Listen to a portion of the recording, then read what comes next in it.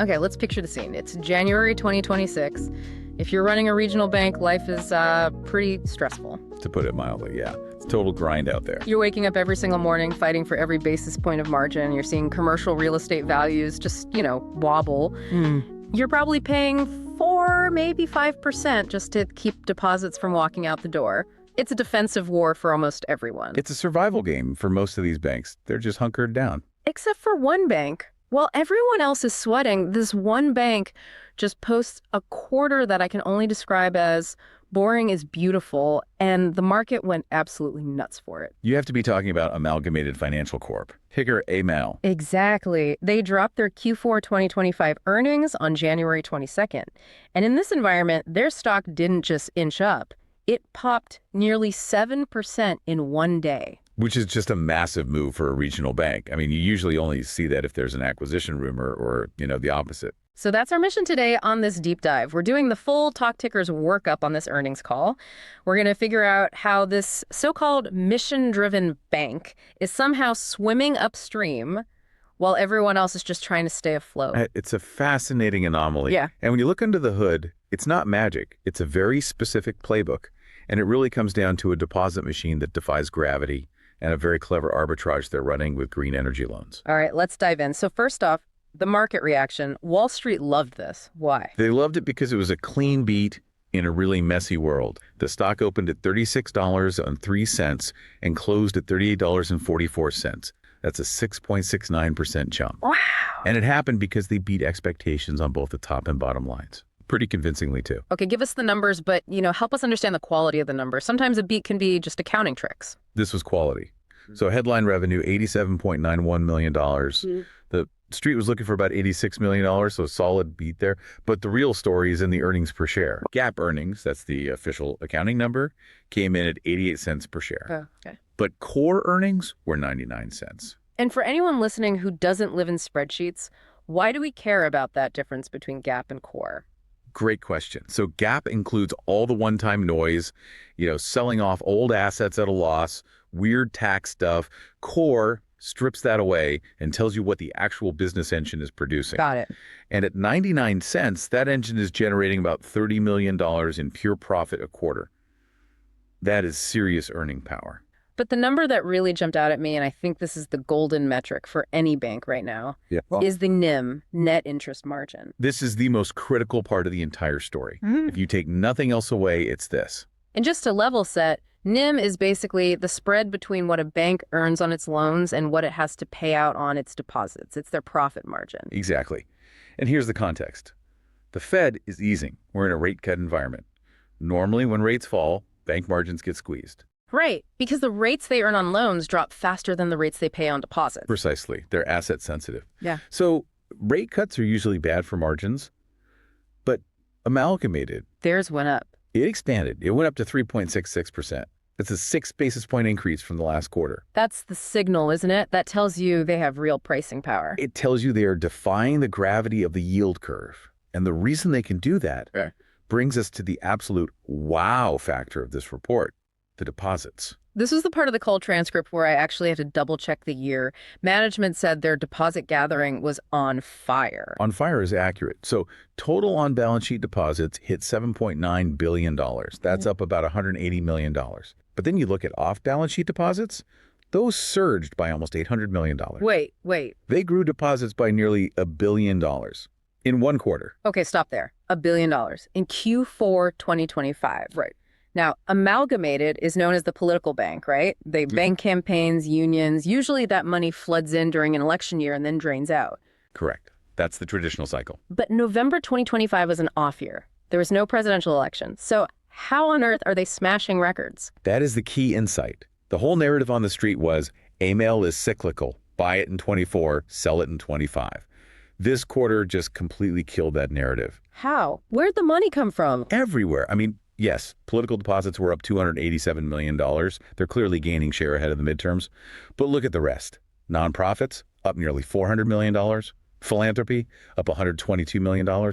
Climate organizations, up $77 million. So it's not just candidates anymore. It's the entire mission-driven economy. Exactly. And here's why that matters. If you're a regular regional bank, You're competing with Chase, with BofA. The only way you win a deposit is by paying a higher rate. You have to bribe the customer to stay. Please don't leave. Here's 4.5%. Pretty much, yeah. Yeah. But Amalgamated's customers, they aren't there for the yield. If you're a big labor union or a climate nonprofit, you want to bank with an institution that shares your values. You're not going to move $50 million to get an extra 20 basis points if the other bank is funding oil pipelines. Which makes the money sticky. Sticky and cheap. Because of the Fed cuts, Amalgamated's cost of funds actually declined by 16 basis points. They passed those savings to themselves because they didn't have to fight to keep customers. So while everyone else is paying 5% for CDs, Amalgamated is sitting on this flood of low-cost mission-aligned cash. Which leads to the next problem. A good problem, but still. If you have a fire hose of cash coming in, you have to do something with it. You have to lend it out or invest it. Right. And this is where they're running a really sophisticated playbook. They're in what they call growth mode. I saw this. They sold off about $200 million of traditional securities. Right. Think of those as just safe, boring bonds they bought years ago. Low risk, but maybe yielding 2 or 3%. In this environment, that's dead weight.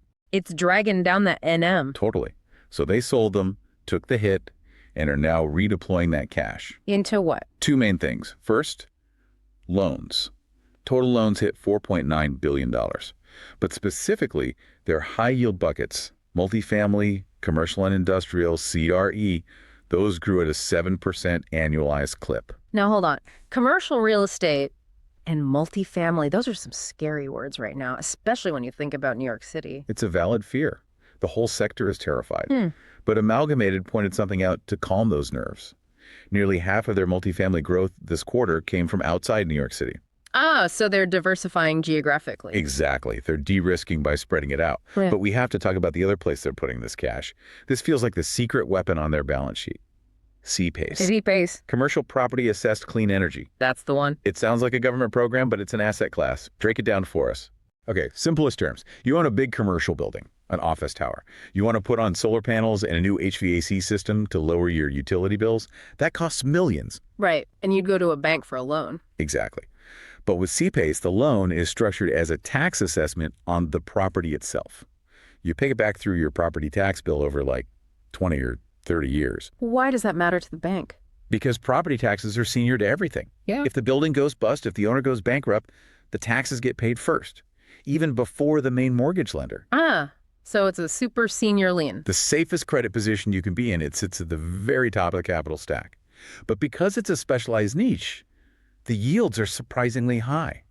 Amalgamated is putting these on their books at yields in the high 6, even 7% range. So let me get this straight. They are selling boring bonds paying 3% and buying these super safe green assessments paying 7%. It's a massive arbitrage.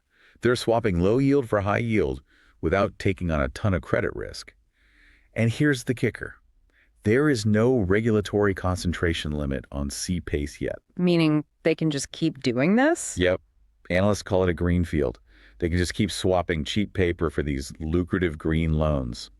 That is the engine driving their dim-in toward 4%. It sounds almost too perfect. Lots of cheap cash, lending it out expensive. Yeah. But let's be objective here.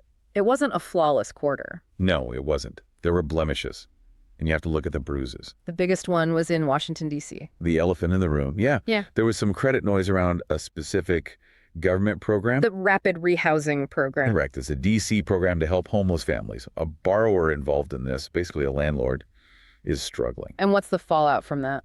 Well, the result is Amalgamated had to increase their reserves by $1.9 million and put $7.5 million of loans on non-accrual. Which basically means we're not expecting to get paid on this for a while. Exactly. It's a red flag. For any regional bank, it makes people wonder, is this the first cockroach? How did management handle that? They went into containment mode. They argued it was an isolated incident. They said, look, we checked every other loan we have in this program. They're all paying. This is one bad operator on a broken system. And the market bought that explanation. The market tends to forgive an isolated issue if the core earnings engine is strong enough. And with that $30 million core profit, they can absorb a $2 million hit. It stings, but it doesn't kill the story. There was another hit too, right? A loss on selling some residential mortgages. They did. They sold a portfolio of residential loans with sub 3% coupons. Ouch. Holding a 3% mortgage in 2026 is painful. It's a major drag on profitability. So they sold them and took a $3.8 million pre-tax loss. But I've heard you call this good pain before. Absolutely. It's like ripping off a Band-Aid. You take the loss now, get the bad asset off your books, and free up that capital to put into those 7% C-PACE loans. It hurts this quarter to boost every quarter after. It's just cleaning house. Exactly. And speaking of which, they also tweaked their tax reporting. It's accounting minutia, but it all suggests they're preparing for scale. They're guiding to an effective tax rate of about 26.5% for 2026. Okay, let's look forward then. Management seems pretty confident. They're talking about crossing $10 billion in assets. That's a huge psychological and regulatory threshold. Once you cross it, you're in the big leagues, but you also face more scrutiny. But their guidance suggests they see a clear path. It's ambitious. For net interest income, they're guiding for $327 to $331 million. That implies, 10 to 11% growth. Which is just rare for a bank right now. Extremely rare. For core pre-tax earnings, they want $180 to $183 million.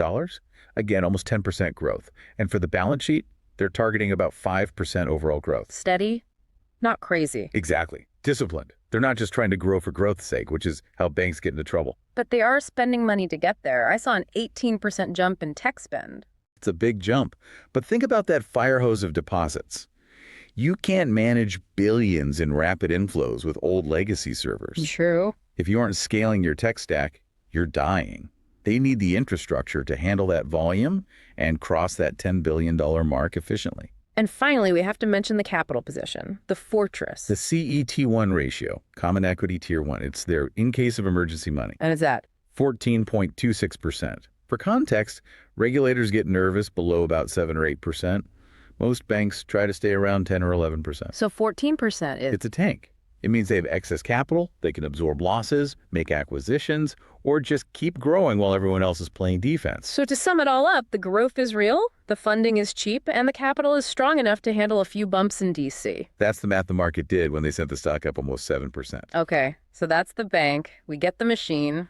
But now, let's have a little fun. We like to end these deep dives with something, actionable, or at least provocative. Our talk tickers trade. Exactly. And the standard disclaimer here. This is absolutely not financial advice. We are just connecting dots. Do your own work. But if we were pitching an outrageous but plausible trade idea based on this, what would it be? You had a great name for this one. I call it the ballot box carry trade. I love it. Break down the setup. Okay, so we have this bank, AIML, that is flush with political and social cash that is totally insensitive to interest rates. The customers care about the mission, not the yield. Right. So their cost of funds stays low. On the other side, they're lending that cheap cash into high-yield green infrastructure C-PACE, which is often government mandated. So you're arbitraging political fundraising against green building codes. Precisely. The trade assumes two big trends continue. One, political fundraising records will keep shattering every single cycle, which means AIML's deposit base just grows forever. That feels like a safe bet. Politics isn't getting cheaper. And two, cities will keep demanding energy efficiency upgrades, keeping those C-PACE yields high. Okay, so what's the structure? You go long AIML. You're betting on them being the main beneficiary of this cash influx. And the hedge. You short a basket of apolitical, traditional commercial real estate banks, specifically ones with high office exposure in non-capital cities. Ooh, why non-capital cities? Because in D.C., the government is a backstop. Yeah. In, a random secondary city. Those office towers are empty. And those traditional banks are paying 5% for deposits just to survive. They have a high cost of funds and underwater assets. While AIML has low cost of funds and high-yield green assets, as long as politicians spend money and cities demand efficiency, that spread just widens. The ballot box carry trade, that is delightfully cynical. Yeah. And it makes perfect sense. It connects the macro trends directly to the P&L. That's what makes for a great thesis. So bringing it all back home, Amalgamated delivered a textbook quarter, funding costs down, margins up, bad assets sold off. And in a sector that is terrified of CRE exposure, AIML proved its specific niche, that political and green focus, is actually a protective moat. The stock popped because the market realized, wait, these guys aren't just another regional bank, there's something else. They figured out how to monetize their mission into a superior margin. That's really the whole story. If you want the gritty details on that DC housing issue, I highly recommend you check the full transcript of the earnings call, especially the Q&A section. Always read the Q&A. That's where the real answers are. And that's where we'll leave it for this deep dive. A fascinating look at how being boring might just be the most exciting trade in banking. Thanks for listening. See you next time.